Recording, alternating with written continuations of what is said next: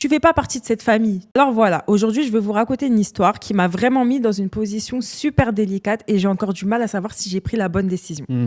Cela fait quelques années que je suis mariée à Camille, une femme que j'adore. Ça faisait un moment que ça roulait bien entre nous, mais les choses se sont un peu compliquées quand elle a commencé à se friter avec ma mère.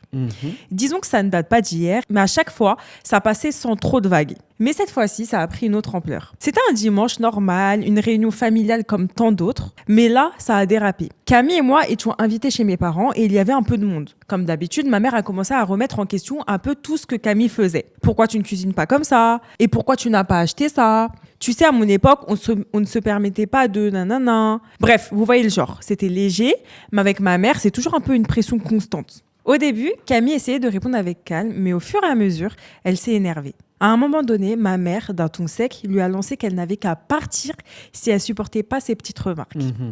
Vous imaginez la scène. Le dîner, tout d'un coup devenu électrique, tout le monde est là, on sent bien que ça va exploser. Camille, je l'ai vue devenir rouge, elle était à bout. Et là, ma mère a ajouté quelque chose que j'avais pas vu venir. Tu fais pas partie de cette famille, tu n'es pas la bienvenue ici. Ah ouais. J'ai regardé Camille et je l'ai vue blêmir.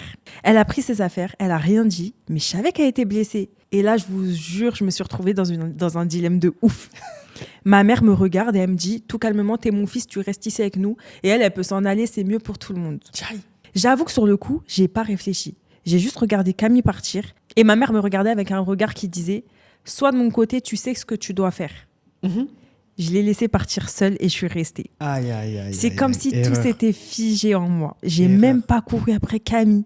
J'ai passé le reste de la soirée avec mes parents et je me suis dit qu'après tout, ma mère avait peut-être raison. Elle était la première à m'élever, à me soutenir dans tout ce que j'ai fait. Camille et moi, on serait toujours ensemble, mais ma mère, elle, ça se discute pas. C'est ce que je croyais, en tout cas sur le moment. Ouais. Le soir, je suis rentrée chez nous, elle était là, dans le canapé avec les yeux rouges. Elle m'a même pas regardée, elle m'a dit d'un ton froid, tu me respectes pas, tu m'as laissé partir comme une étrangère, t'as choisi ta mère. Et j'ai rien su répondre. Aujourd'hui, je me demande si j'ai été un idiot.